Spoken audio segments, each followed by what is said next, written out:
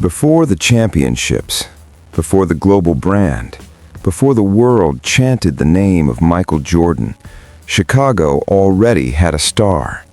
His name was Orlando Woolridge. He was 6'9" with long arms, smooth strides, and a vertical leap that made defenders look helpless. In the early 1980s, when the Chicago Bulls were struggling for relevance, Woolridge was the reason fans showed up. He was the fast break. He was the highlight. He was the hope.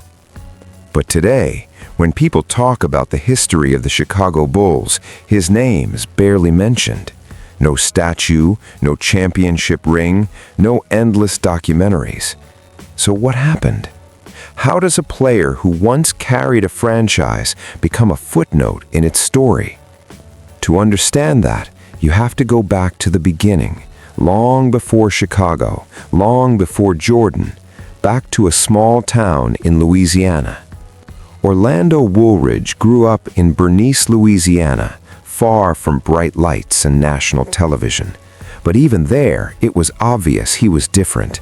Taller than everyone, faster than everyone, more explosive than anyone had seen. Coaches didn't need analytics to see it. The talent was visible immediately. By the time he reached high school, college programs were already watching. And when he committed to the University of Notre Dame, he stepped onto a much bigger stage. Notre Dame wasn't just a basketball school, it was a national platform. Games were televised, expectations were high. And Woolridge didn't shrink under that pressure, he elevated. He helped lead the team to the 1978 Final Four. He became known for his athletic finishes and smooth scoring. At a time when forwards were often back-to-the-basket bruisers, Woolridge played above the rim. He ran the floor like a guard. He attacked space. Scouts saw a modern athlete before the modern game existed. By 1981, the NBA was calling. The Chicago Bulls selected him 6th overall in the draft. At that moment, the Bulls were not a dynasty. They were rebuilding. The arena wasn't sold out. National media barely paid attention. Chicago needed identity. Woolridge gave them one. In his early seasons, he averaged close to 20 points per game. He was electric in transition.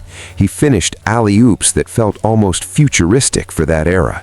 He made losing seasons at least entertaining. For a franchise searching for direction, he became the centerpiece. He wasn't perfect. The team wasn't winning big, but he was productive, exciting, marketable.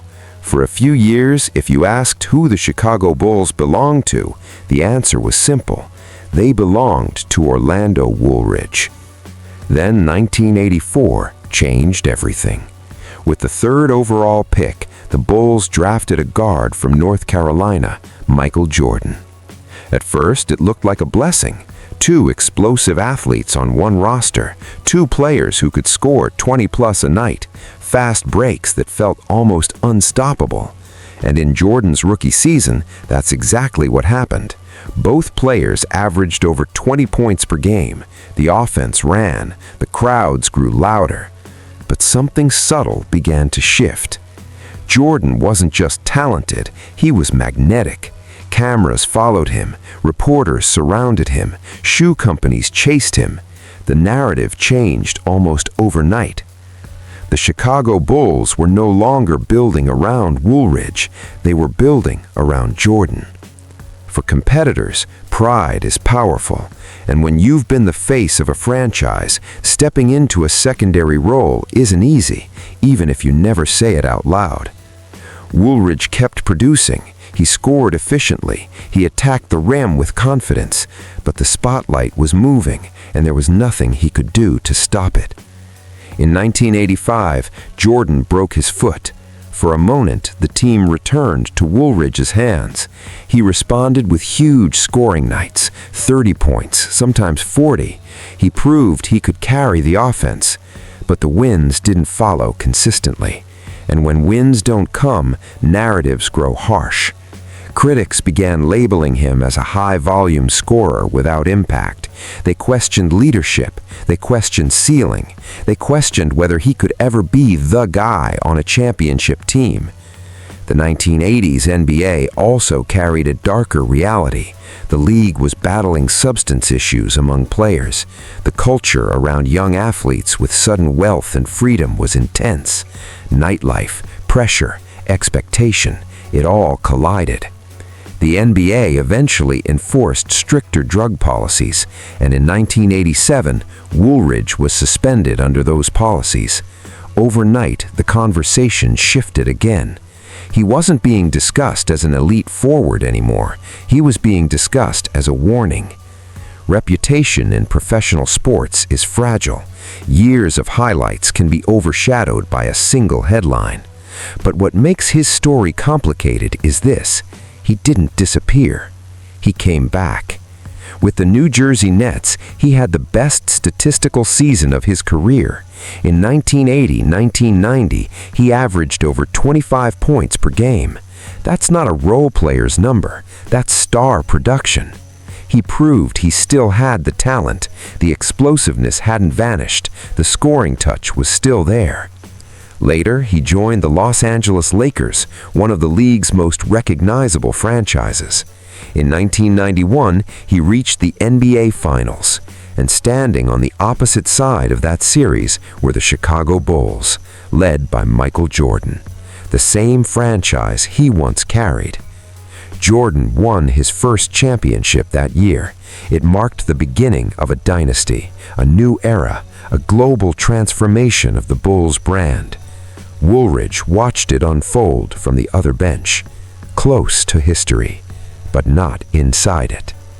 After stops with the Detroit Pistons, the Milwaukee Bucks, and the Philadelphia 76ers, his NBA career quietly ended in 1994.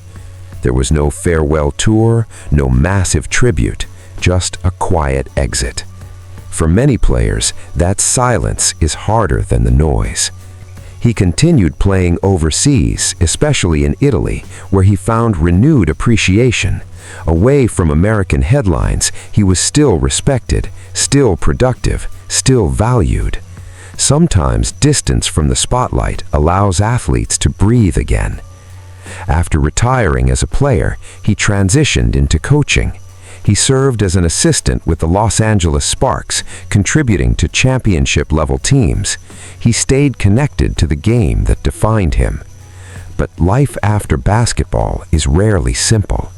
Professional athletes spend decades tying identity to performance, to applause, to contracts, to status.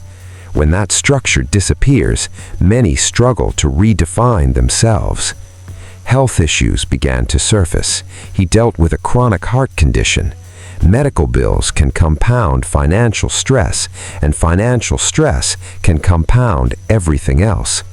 In 2012, headlines surfaced about his arrest related to scrap metal theft. The story shocked those who remembered his dunks and scoring titles. People asked how a former NBA star could end up in that situation. But reality is rarely as dramatic as public imagination. Post-career transitions can be brutal. Fame fades, income shifts, medical bills rise, support systems shrink. Athletic ability doesn't guarantee lifelong stability. On May 31, 2012, Orlando Woolridge passed away, too young. His career numbers remain solid. His highlights still circulate online. If you watch closely, you'll see a prototype, a forward ahead of his time, long, mobile, comfortable above the rim, the kind of athlete that today's NBA celebrates. But timing matters. He arrived before the championships, before the marketing explosion, before the dynasty years transformed the Chicago Bulls into a global empire. History often remembers the ones who win at the perfect moment. Woolridge didn't win in Chicago. He built part of the foundation. He helped carry the franchise through lean years. He kept fans watching when banners weren't even a conversation. And when the next superstar arrived, the spotlight moved. That doesn't erase what came before, it just rewrites what people remember. His story isn't simply about rise and fall, it's about transition, about how professional sports can elevate someone to incredible heights and how quickly it can shift direction. Talent opened doors for Orlando Woolridge. Opportunity gave him the stage. But the league changed, the narrative changed, and eventually the world's attention changed. Before Chicago belonged to Michael Jordan, it belonged to Orlando Woolridge. And even if history speaks louder about championships, there was a time when the loudest cheers in Chicago were for a high-flying forward named Orlando Woolridge, a player who soared above the rim, carried a franchise through uncertainty, and lived a career that was far more complex than a headline or a footnote. Sometimes the players who come Before the dynasty don't get statues, but without them, dynasties don't begin.